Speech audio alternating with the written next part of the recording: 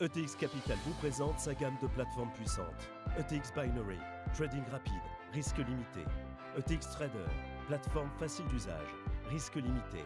ETX Trader Pro, personnalisable, graphique avancé. ETX MT4, trading automatisé. ETX Capital, prenez position.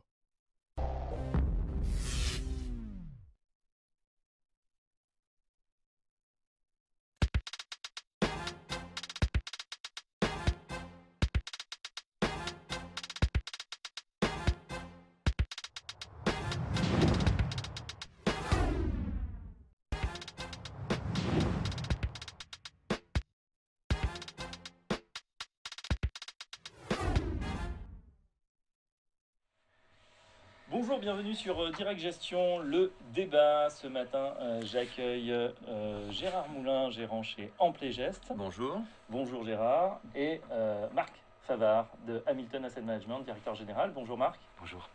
Alors, je suis ravi de vous accueillir. Messieurs, on est dans une zone, on vient de parler des valeurs à fort bêta de tension, en tout cas de volatilité retrouvée. J'ai envie de dire ouf parce qu'on commençait à s'ennuyer un petit peu. On sentait que ce marché, attention, avant la semaine dernière, il était un petit peu en apesanteur. On savait qu'il allait se passer quelque chose, les valorisations étaient trop élevées. Et puis tout à coup, patatras, il semble que les gérants s'attendaient à cette baisse, mais ont été surpris par la violence finalement de la baisse, puisqu'on a effacé les gains, et même on est passé dans le rouge assez rapidement, en tout cas sur l'indice parisien, en 2 jours. Commentaire, Gérard, on commence par vous. Commentaire sur cette semaine, très folle, difficile. puisqu'on rebondit. Hier, on reprend 2,25. On peut le voir à l'écran. Le beau rebond d'hier, on démarre sous les 4000 points. Et puis, on finit la journée à 2,25%. Donc, on a quand même une reprise suspecte ou pas, cette reprise. Qu'en pensez-vous? Écoutez, juste alors, pour faire assez court, un début d'année avec une attente de reprise cyclique en Europe, incontestablement, confère le parcours des cycliques sur le premier trimestre, très décevant d'ailleurs par la suite. La psychologie, c'était ça. On va avoir une reprise en Europe. Bon, les dernières statistiques allemandes sont vraiment mauvaises. Donc, je ne vais pas faire la liste de tout ce qu'on a subi la semaine dernière en termes de mauvaises nouvelles. Je pense, il me semble, à mon humble avis, que la partie allemande a causé le plus de problèmes parce que par rapport à cette psychologie sur 2014 et vu de l'extérieur de l'Europe, l'Allemagne était la digue qui tenait encore la croissance et la croissance à venir européenne, et cette digue étant en train de se fissurer au minimum. Je crois que là, ça a vraiment été un déclencheur très fort. Il y a eu d'autres éléments. D'accord. On n'a peut-être pas le temps de lister, mais à mon avis, c'est un des catalyseurs. Donc l'Allemagne, certainement. Marc, vous partagez ce constat? Qu'est-ce qui a mis feu aux poudres sur les marchés la semaine dernière qui explique ce mini-crack qu'on a connu? Je crois qu'il y a une série de conjonctions, mais effectivement les doutes sur l'Allemagne, et je pense aussi les chiffres d'inflation qui font craindre à nouveau une déflation en Europe. Je crois que c'est aussi ce qui a inquiété, puisque aux États-Unis, on partait quand même sur un schéma plus favorable dans les prochains mois d'amélioration de l'économie. Et même là, on a eu des signaux aux États-Unis disant que la hausse du dollar pouvait pénaliser la croissance américaine, et surtout qu'ils s'inquiétaient beaucoup de ce qui se passait en Europe. Donc je crois que c'est le point central, et il ne faut pas s'y tromper. C'est là où les performances sont les plus négatives. Donc l'Europe était un peu le méchant canard, et l'Allemagne, il illustrait, lui-même étant généralement considéré comme le leader en Europe. Vous êtes évidemment au contact de vos clients, vous étiez à la rencontre même ce week-end aux arènes de Nîmes. Est-ce que les gens se sont montrés particulièrement inquiets, plus inquiets? Est-ce qu'on a craint une rechute comme en 2008 par exemple, avec vraiment une capitulation des marchés? Je crois que ce qu'on ressent surtout des particuliers, c'est une grande prudence, l'envie surtout de ne pas perdre. Donc dès qu'il y a de la volatilité comme ça les inquiète. Je crois que les Français ne sont pas forcément des grands porteurs d'actions, mais surtout, je crois, ce qu'ils regardent, c'est leur portefeuille, et ils n'acceptent plus les baisses. Et ça, c'est très compliqué pour un gérant, parce que la volatilité est inhérente à nos gestions, et c'est des moments difficiles où il faut essayer de les rassurer. Et les rassurer, c'est quand même de dire que l'environnement mondial, il reste quand même sur une base de 3%, ce qui est quand même finalement une croissance pas nulle. Je rappelle que dans les années 90, 2000, on tournait à 3,5. Alors cette croissance, elle a besoin d'être mieux répartie, elle a besoin d'être plus saine, mais au final, on va quand même vers des choses peut-être un peu meilleures, même si en Europe, c'est difficile. Mais vous savez qu'en Europe, pour avancer, il faut que ça soit difficile. Oui, c'est vrai. On est peut-être aussi déçu un petit peu par, finalement, on avait beaucoup d'espoir dans les émergents. On voit qu'il n'y a pas de découplage dont on parlait il y a encore quelques temps. Finalement, quand l'Europe ne va pas bien, quand les États-Unis, qui vont plutôt quand même bien, commencent aussi à avoir des doutes, ces émergents sont incapables de soutenir la croissance très longtemps, avec des inquiétudes en Chine de nouveau. Ouais. Alors, je vous trouve sévère là. Je trouve sévère. Le chiffre de croissance chinois est tout à fait honorable. Et il faut jamais oublier, avec notre vue peut-être occidentale et de Paris, que on a un peu de mal à être dans les ordres de grandeur. Je veux juste signaler que, étant donné que la Chine passe, ça y est, première puissance mondiale, une croissance de plus de 7% pour la première puissance mondiale, ça laisse de la place pour beaucoup de choses en termes de consommation locale, puisqu'effectivement, on sait que le modèle maintenant bascule du modèle export vers le modèle consommation interne et investissement.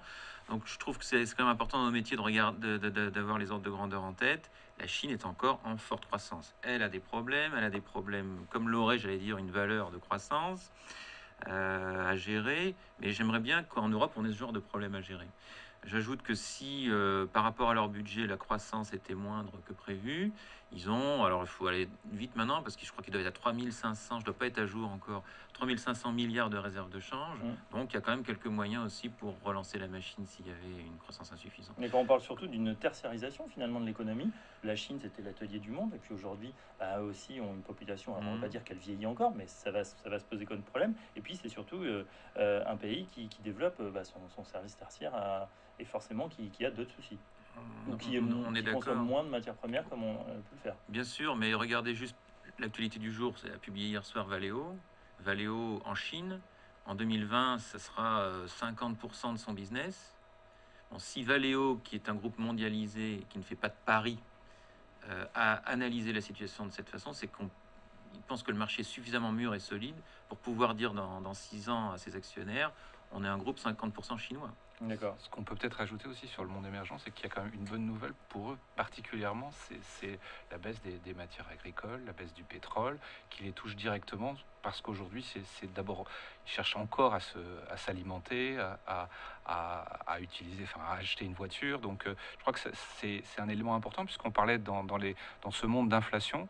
Donc, eux, l'inflation, on essayait de la juguler.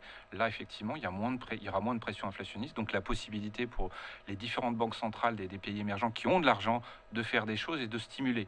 Donc, ce qui est important, on assiste à un passage de témoin où les États-Unis vont vers une croissance plus saine, mais moins sponsorisée, et le monde européen qui doit réagir et se restructurer, et le monde émergent qui a de l'argent pour faire des choses. Donc on a, peut-être pas avoir une lecture trop négative, et notamment du monde émergent, et rappeler que la croissance des 3 points et quelques, elle est quand même tirée par cette zone, et avec une certaine accélération des États-Unis. Tout ça dans des niveaux modestes. Allez-y. Je vous en prie. Non, je voudrais me reconnecter au marché. Justement, on a parlé de ce mini crack. Vendredi, alors on a eu un beau concert des banques centrales qui vraiment soutiennent, enfin, se mettent en garant de la croissance et qui ont fortement réagi. On a eu la BCE, on a eu la Banque d'Angleterre, on a eu la Fed qui ont toutes les trois dit bon, la BCE, on va se mettre à racheter des actifs, c'était prévu, mais ils le réaffirment. La Banque d'Angleterre, c'est qui fait face à une croissance forte, plus de 3% en Angleterre, qui doit remonter ses taux. Là aussi, s'interroge, est-ce qu'il ne faut pas décaler? Et puis la Fed, évidemment, qui pourrait remettre un peu de charbon dans la machine, c'est-à-dire refaire partir la planche à billets. Est-ce que vous pensez que cette concertation va faire repartir le marché vers l'avant? Je ne suis pas sûr qu'il y ait concertation, au contraire. Je pense qu'il y a derrière la guerre des monnaies.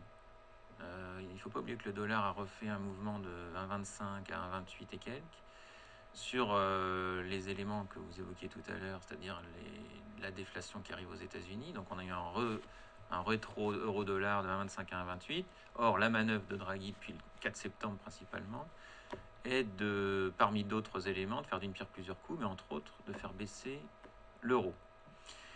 Je pense que les déclarations qui ont eu lieu étaient destinées à favoriser chaque zone concernée. L'Angleterre pour des raisons différentes, l'Euroland ou les États-Unis. Et on est dans la guerre des devises, c'est-à-dire que c'est à celui qui va communiquer le plus dans le sens qu'il souhaite de frapper le dernier coup. Donc le dernier coup, là, c'est Draghi, puisque alors, pour le coup, ça a marché. On a fait un 28,50, un 27,20 hier. Donc 120 points de base en une journée, c'est pas rien. sur Mais une donc, c'est paire dans le pareille. but, chacun parle dans le but d'affaiblir sa C'est monnaie, ça. de sauvegarder ses exportations, donc de tirer son petit point de croissance. Bien sûr, puisqu'on le voit déjà, ce qu'on voit déjà dans le bon sens pour nos valeurs. Regardez Apple qui a sorti des résultats fantastiques. Quand même, le seul bémol, c'était sur les devises. Il y a bien eu sur les devises un message d'Apple en disant bon, on a un peu moins de facilité sur la paire euro-dollar. D'accord. Effectivement, ces résultats, on va venir dans un instant sur les valeurs. Pour vous, Marc, effectivement, quelle peut être la perspective? Qu'est-ce que vous dites à vos clients? Quelle est l'histoire aujourd'hui? Vous pensez qu'on va revenir sur des niveaux qu'on a connus avant octobre, finalement, puisque fin septembre, on était Alors, plutôt pas mal, ou est-ce qu'on va rester dans une zone 4000, 4002? On essaie de leur expliquer un petit peu l'histoire de ce qui se déroule, hein. C'est-à-dire qu'en début d'année, effectivement, on partait sur un scénario d'accélération, enfin de la croissance plus visible avec l'accélération des profits. Là, on cale un petit peu sur ce scénario, mais je dirais qu'aux États-Unis, on cale pas tant que ça, donc il a été simplement décalé dans le temps. C'est-à-dire que ce qu'on imaginait en début d'année d'une croissance américaine qui s'installe entre 2,5 et 3%, avec des changements progressifs monétaires, ça va dans le bon sens et ça va dans le sens d'une économie plus saine et les choses se passent. Le retard et l'échec peut-être encore plus frappant cette année, c'est que l'Europe, malgré cela, a beaucoup de mal à accélérer, au contraire, et on a quelques inquiétudes. Alors, le dollar est une première réaction, hein, la hausse du dollar est une bonne réaction pour l'Europe. Je pense que Draghi met tout. Enfin, on reparle de nouvelles actions monétaires. Vous avez dit, hein, whatever it takes. Les banques, on va avoir dans peu de temps quand même plus de visibilité sur le secteur financier. Vous savez qu'aux États-Unis, la crise financière, je dirais qu'ils l'ont réglée en un mois et nous, on met 4 ans à le régler. Donc, on va vers ces tendances. Donc, si on se projette un petit peu sur 2015, un environnement économique plus favorable. Après, il y a l'environnement boursier, hein, il y a les prix. Aujourd'hui, le problème du marché américain, vous savez, c'est qu'il a beaucoup monté et que en termes de valorisation, finalement, où on trouverait le plus de valeur, c'est certainement en Europe, au Japon, même sur certaines zones émergentes. Mais là, on a des inquiétudes sur la croissance. Donc, il faut retrouver un petit peu d'équilibre dans tout ça, se rassurer, et à partir de là, on peut reconstruire quelque chose. Donc, quand il y a des fortes volatilités comme ce qu'on a eu ces derniers jours, c'est garder raison et plutôt se dire, à chaque fois qu'il s'est passé ce genre d'à-coup, puisque à long terme, je reste un peu plus favorable, c'est des occasions de revenir sur le marché. Donc ça veut dire que vous avez rechargé chez Hamilton. Alors, ce qu'on a essayé surtout, c'est on a fait le dos rond on a fait le dos rond, on a essayé de faire le tri, parce qu'il y a quand même des sociétés qui publient aujourd'hui. Enfin, on parlait par exemple de Valeo, mais d'autres sociétés qui publient plutôt des bons résultats. On regarde effectivement l'empreinte ou le risque ou le potentiel grâce à l'évolution des changes. Et puis, on va plutôt vers des dossiers où il y a un peu plus de visibilité, parce que c'est sûr qu'en Europe, les aspects cycliques sont compliqués aujourd'hui. Chez Amplégest, comment on a réagi? On a fait le dos rond également, on a en profité pour renforcer certains dossiers. Enfin, si on n'était pas trop investi. On a des produits purs, donc on est tout le temps investi sur la partie action. Et là, pour le coup, on est de plus en plus concentré. C'est-à-dire qu'aujourd'hui, on a un nombre de lignes vraiment faible. Moi, sur mon fonds européen, j'ai 24 lignes.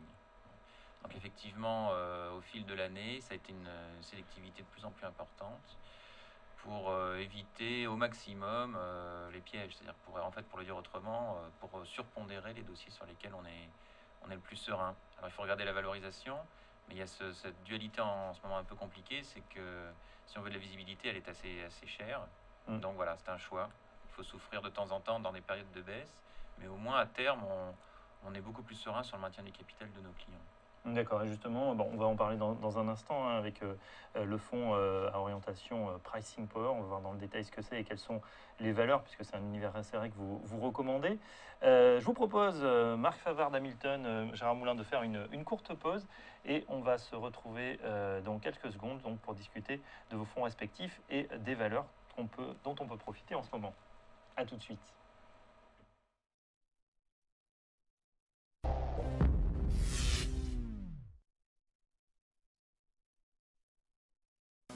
La banque du futur, elle sera simple. Tout se fera à distance et sans frais. On pourra ouvrir son compte dans un taxi, d'où on veut. Plus aucun document, une capture suffira. On signera son contrat à la voix. Lu et approuvé, Nicolas Dupuis.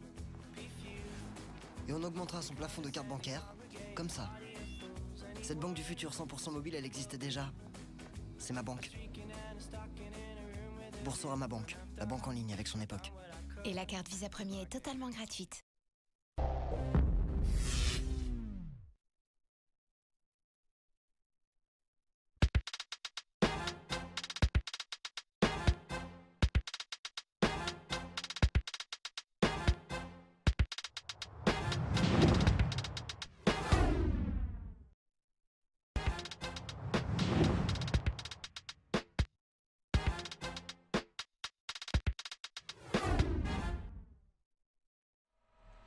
Retour au débat de Direct Gestion ce matin en compagnie de Gérard Moulin d'Amplegest, gérant d'Amplegest Multicap dont on va parler dans un instant, et Marc Favard, directeur général de Hamilton Asset Management avec Global Allocation R dont on va parler également. Alors on commence, messieurs, je voudrais faire un point sur les valeurs qui ont été peut-être traumatisées, dont on peut profiter dans ce rebond. On va commencer par vous, Gérard. Vous gérez donc Amplegest Multicap, on va voir à l'écran. C'est un fonds qui investit en permanence à hauteur de 75% en actions de la zone euro, éligible au PEA, donc ça peut être intéressant, surtout pour des questions fiscales. Méthode de gestion, vous suivez des ratios financiers et vous appliquez un fil de sélection composé de 8 critères qualitatifs et quantitatifs. On ne va peut-être pas rentrer dans le secret des dieux, révéler tous vos secrets. En tout cas, l'objectif est de détecter les valeurs qui possèdent une capacité à fixer leur prix. On parle de pricing power. J'ajoute que c'est une thématique que vous connaissez maintenant depuis 10 ans, puisque vous l'aviez précédemment développée dans une autre société de gestion. Et vous nous disiez à l'instant que donc, le fonds est très resserré sur une 24 valeurs aujourd'hui. Quels sont vos favoris? Alors aussi, on a malheureusement le graphique qui voit, on a pâti évidemment de la baisse de ces derniers jours. Cela dit, c'est peut-être une occasion pour les investisseurs qui nous regardent de pouvoir en profiter. Comment ça se passe sur ce fonds, sur ces valeurs? Parlez-nous des principales lignes. J'ai vu Essilor, Ingenico, Air Liquide, Anheuser-Busch, c'est de la bière, le géant de la bière, et Airbus. Oui. Ce sont toujours les premières lignes. Oui, tout à fait. Juste une petite parenthèse. Vous faisiez tout à l'heure, on faisait ensemble le lien entre croissance économique et profitabilité. Je crois que c'est le défi. Ce qu'on voit arriver depuis plusieurs semestres maintenant, et c'est pour ça que j'ai développé il y a des années cette thématique, c'est qu'en fait, crescendo chaque année, le lien se distend entre croissance économique et profitabilité. C'est-à-dire que la compétition entre les différents acteurs de chaque secteur est telle, parce que les émergences, c'est aussi ça, c'est des opportunités, mais évidemment des nouveaux concurrents. La concurrence est telle que ce lien se distend. Et d'ailleurs, vous verrez que les commentaires qui vont arriver maintenant sur les trimestriels seront très compliqués à faire. C'est-à-dire qu'en fait, vous avez non seulement d'une valeur à l'autre des problèmes de ce qu'on appelle le read across en anglais, c'est-à-dire d'essayer de comprendre, enfin d'essayer de trouver les comparables, qui fait qu'à partir d'un résultat d'entreprise, on peut en déduire des choses par rapport à l'autre. Mais en plus, il y a une cyclicité trimestrielle. Regardez Danone. Danone, c'était vraiment bon. Mais le baby-food en Asie, est-ce que ça va continuer au 4e trimestre? Personne ne le sait.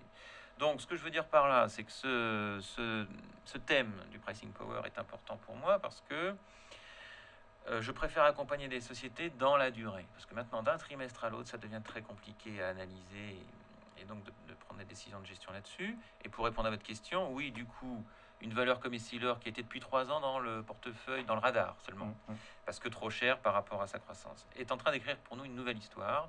On passe de 2,5, 3 de croissance à 5, 6, voire plus.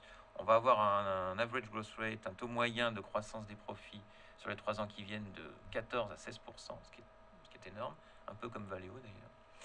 Au passage, Valeo est dans la liste. Qui fait partie des. Mais il est rentré récemment au printemps. Les équipements automobiles Brembo, j'en ai depuis des années. Et pour ce qui est des... Donc je finis juste sur Essilor. Donc Essilor est première ligne parce qu'il y a un changement d'histoire et ça correspond exactement en termes de barrière à l'entrée à ce qu'on cherche. Ingenico, pour moi, c'est la plus belle société de technologie en Europe. Ingenico, c'est 30-35% par an. Elle n'est jamais plus chère en fin d'année qu'en début d'année. Ça veut dire qu'il révise en hausse au moins aussi vite que le cours ne progresse. Donc c'est un dossier tout à fait exceptionnel et les acquisitions de l'année le montrent encore. Anheuser-Busch, parce que c'est une histoire de pricing power plus forte que le luxe. C'est 1% de baisse des volumes, 5% de hausse des prix. C'est exactement ce que je cherche. C'est-à-dire qu'en mix, on fait un taux de croissance interne taux de croissance du chiffre d'affaires de de 4% alors qu'il y a un effet volume faible, donc il y a un effet prix très fort. Donc ils arrivent, on récapitule, hein, ils arrivent à faire monter leur prix, quelles que soient finalement les conditions de marché, même quand les volumes sont en baisse. Oui, parce que c'est la puissance de leur réseau. Le pricing power, c'est pas forcément de la technologie ou du luxe, c'est tout simplement être dans un rapport de force favorable vis-à-vis de ses clients. Voilà. Et pour revenir juste aux équipementiers automobiles qui sont en bonne place dans le fond, je ne joue plus comme certains avaient joué la cyclicité, c'était bien vu depuis mars 2009 et le rebond des résultats. Je joue une histoire nouvelle qui est le transfert de valeur ajoutée. Alors c'est une histoire qui est un petit peu dans le marché, qui est quand même connue. Enfin, il faut quand même savoir que, par exemple, le principal concurrent des des constructeurs automobiles, c'est Google. C'est Google avec la voiture autonome. Et en face, qui pourra répondre aux attentes des constructeurs, ce seront, grâce à leur technologie de très haut niveau, certains équipementiers Tier 1 qui pourront répondre à ce genre d'attente. Il y a des applications, maintenant il y a des ingénieurs logiciels chez Valeo qui ont développé des applications sur une clé autonome. C'est depuis le smartphone, on pourra avoir une clé virtuelle qui ouvrira la voiture et on pourra transférer le code à quelqu'un qui a 10 000 km, etc. Donc on est dans l'ingénieur logiciel. On pourra transférer la clé, mais pas la voiture. Logiciel. Non, pas la voiture. Non, mais si vous partez en voyage, vous pouvez dire à quelqu'un de garer votre voiture si vous êtes la personne qui est restée sur place. Donc voilà, pour les principales lignes, et puis on ajoute donc le dossier Valeo. Marc, c'est une thématique que vous suivez également, vous regardez, où on peut retrouver des profils similaires. Il y a beaucoup de choses. Génico, Winbev, c'est des sociétés qu'on a également en portefeuille. Alors, je voudrais revenir sur l'idée d'aujourd'hui, quand les marchés sont compliqués, effectivement, pour le gérant, c'est peut-être déjà la concentration, c'est-à-dire que appuyer sur ses meilleures idées qu'il peut défendre. Donc ça, c'est quelque chose d'important. C'est un petit peu aussi la nature du fonds d'avoir un nombre de paris limité. J'ai un fonds qui est plus diversifié, donc avec une flexibilité. On va le voir à l'instant. Donc Hamilton Global Allocation Air que vous gérez, Marc Favard. Gestion flexible et patrimoniale, un univers d'investissement mondial. Et donc flexible, ça veut dire quoi? Ça veut dire que dans les périodes peu favorables, comme on l'a connu, vous avez la possibilité de tomber sur une part complètement à zéro pratiquement. Oui, alors et de ça passer sur d'autres produits. c'est toujours un peu théorique. C'est théorique. C'est l'idée quand même de dire que les actions dans ma gestion sont quand même le moteur de la performance et du rendement, et qu'on n'est pas obligé d'être toujours investi. Donc cette capacité à pouvoir se replier dans des moments où on n'est plus, où les inconnues sont plus fortes. Par exemple, aujourd'hui, le fonds est investi autour de 50%. La visibilité aujourd'hui, c'est effectivement une forme de concentration du portefeuille, puisqu'il y a une quarantaine de lignes, mais c'est une constante du fonds. Et probablement la visibilité, on la trouverait un peu plus aux États-Unis, de par les métriques économiques, qu'en Europe. Donc il y a une surpondération aujourd'hui des États-Unis. Et ce que je pourrais dire aussi, on le voit également à l'instant. Alors, je ne sais pas si les lignes, c'était le reporting de septembre. Donc, il y a beaucoup plus de lignes. Je crois que vous en avez une soixantaine. Oui, alors depuis, on en a lâché. Donc, depuis, on a pris quand même on a pris des profits compte tenu du fait que les risques de marché nous semblaient élevés il y a quelques semaines. Donc, on a vendu les Facebook et les Google. Bon, je pense que peut-être qu'on y reviendra. On avait une dominante, vous savez, c'est un secteur en forte croissance, la biotechnologie aux États-Unis, les grosses sociétés majeures. On voit Biogen, Regeneron, mais voilà. Donc on est sur ces thématiques, mais qu'on a aussi réduit. A contrario, l'Europe, on est plutôt resté dans nos pondérations, on a autour de 20%. Donc on a un Génico qui est parmi les 20 premières lignes. Anheuser-Busch, vous voyez, elle est là. Oui, Nike, qui est une société liée à la consommation. Donc notre horizon de placement est assez américain aujourd'hui. Dans les placements obligataires, on n'en a plus. Et on a surtout des placements en dollars, en monétaire aujourd'hui. D'accord. Donc l'idée quelque part, c'est on a le sentiment, on espère que on vit un trou de marché, mais qu'on a besoin un peu de se rassurer. Vous savez que les chiffres économiques sont volatiles, donc ils ont été plutôt décevants là. On va voir ce qui se passe en Allemagne ces prochains mois. On va voir les décisions qui vont être prises en Europe, et puis quand même avec un fil conducteur économique qui est quand même pour nous, aujourd'hui, sur un scénario d'amélioration. Mais même aux États-Unis, donc vous pensez... Oui, alors bien sûr, je pense que c'est... Résultats. Oui, alors aux États-Unis sur l'économie, et après, je pense qu'on va plutôt jouer, nous, des deux sociétés peut-être domestiques, c'est-à-dire que les effets dollars, on en a parlé sur Apple, sont certainement... on va les retrouver quelque part. Donc là aussi, c'est de s'assurer de titres qui sont peut-être moins qui sont plus domestiques. Par exemple, le secteur même financier américain, les publications qui ont été faites par Bank America, Citigroup étaient plutôt bonnes. Par exemple, on a du Citigroup, on a un promoteur immobilier qui profite énormément de la baisse des taux, qui s'appelle Lénard, qui est très très domestique. Voilà, donc c'est ce genre d'idée, à la fois capturer la croissance du monde sur des dossiers internationaux, et puis les États-Unis sur ces parties domestiques ou sur des parties où il n'y a pas de concurrence, il n'y a pas un Google en Europe. Voilà. Alors il y a un Baidu en Chine, hein, voilà. Il y a un Tencent, il y a des choses comparables, mais en Europe c'est plus Tencent, c'est difficile. l'application WeChat. Non, Tencent, c'est effectivement le leader, enfin le concurrent d'Alibaba à d'accord. Hong Kong, qui est donc une société qui au départ fait des jeux, mais qui aujourd'hui fait énormément d'activités de vente, et qui est le principal compétiteur d'Alibaba. D'accord. Pour vous, Gérard Moulin, dans PGS Multicap, on verra jamais de bancaire. Des pricing power chez les banques, ça n'existe pas. Alors, on peut jamais dire jamais. Pour l'instant, ça ne peut pas rentrer, effectivement. Enfin, ça n'est jamais rentré dans le concept parce que, je vais le dire avec encore plus de facilité, puisque depuis 9 mois, j'ai quitté le milieu bancaire, j'ai une société de gestion. Et donc, pour moi, les banques n'ont pas de savoir-faire discriminant, voilà, à part quelques niches. Donc, comme c'est un des critères... Il y a des barrières à l'entrée, pourtant. Parce que c'est compliqué de monter votre propre banque. À part si on parle, alors là ça rejoint le secteur. Ce qui se passe dans le retail. Est-ce que c'est pas PayPal? Est-ce que c'est pas Apple Pay? Voilà. Est-ce que c'est pas des nouveaux modèles justement qui vont apparaître? Alors ça va prendre quelques années quand même. Ouais, mais enfin bon, vous savez, la nouvelle génération, elle consomme de façon complètement différente. Elle se conduit de façon complètement différente. Le retail bancaire, je pense, est réellement menacé. Réellement menacé. Ouais, alors après, ça c'est un vaste débat. Est-ce qu'on va consommer différemment? Je suis d'accord sur ce constat qu'on consomme peut-être différemment, ou la nouvelle génération. Le problème, c'est que la nouvelle génération n'a pas forcément beaucoup d'argent. C'est plutôt les anciens qui sont encore sur les méthodes anciennes, ou qui vont à leur banque traditionnelle. Plus court terme et un peu plus sérieusement, entre guillemets, quand vous discutez avec des dirigeants de banque, le premier risque, donc, qui surveille, c'est le risque de compliance. C'est ces fameuses amendes. Moi, j'ai toujours été étonné d'entendre les spécialistes du secteur, les analystes du secteur bancaire dire, mais écoutez, il y a des grosses amendes, mais après c'est fini, vous inquiétez pas, là on est en train de faire... après c'est fini, c'est un solde de tout compte. Pourquoi? Il n'y a aucune raison. La réglementation se durcit chaque année. Donc il n'y a aucune raison, et les politiques ont eu très peur que le système implose complètement en 2008-2009. Donc je ne vois aucune raison, aucun élément factuel qui permette de dire en 2012 on a le soldé, en 2013, et regardez, non seulement ça continue, mais les montants sont de plus en plus importants. Et on doit consacrer dans ces banques de plus en plus de moyens humains et financiers à respecter les réglementations. Et ça fait quoi quand on fait que respecter surveiller les réglementations? C'est qu'il n'y a plus d'initiative. Une salle de marché aujourd'hui, elle est complètement phagocytée par les contrôleurs dans tous les sens. Donc ça veut dire qu'en termes d'innovation, en termes de création de nouveaux produits, il y aura quasiment rien. Donc voilà. Aurait perdu sa capacité à innover, ou du moins avoir un peu les contraintes complètement, bien sûr. D'accord. On va bientôt terminer cette émission. Donc je rappelle les principaux paris, en tout cas les lignes principales dans PlayGest Multicap. Donc on a Essilor, Ingenico, Air Liquide, Another, Airbus. Another est également partagé par Marc Favard chez Hamilton, Ingenico également. Donc voilà, ça donne autant d'idées pour ceux qui s'intéressent à cette thématique du pricing power, les capacités à fixer ses prix. À fixer ses prix, voilà, à conserver ses marges. Aujourd'hui, d'avoir une bonne visibilité, je crois que c'est aussi ça. C'est d'avoir on peut raconter des choses, c'est-à-dire qu'il faut pouvoir raconter des choses sur les titres qu'on a en portefeuille, et cette thématique-là, il répond bien.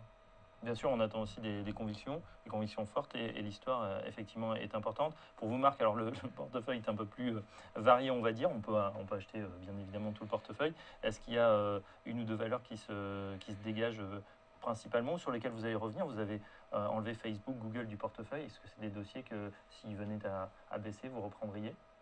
Ou non, ce qu'on était un peu prudent, c'est qu'on rentre dans les périodes de publication aux États-Unis, et c'est toujours des moments très volatiles. Donc on veut avoir confirmation de nos business case, surtout sur des titres qui sont chers, qui sont tendus, et on n'a pas envie de se prendre un décrochage. Vous voyez, on a vendu Google avant, et heureusement, parce que depuis ça a perdu 10%. Alors Facebook va peut-être, j'espère, bien publier, mais l'idée c'est qu'on a quand même eu des moteurs de performance, et on a bien gagné notre vie là-dessus, et aujourd'hui, on préfère attendre la publication pour y revenir. Très bien. Dans des marchés plus compliqués.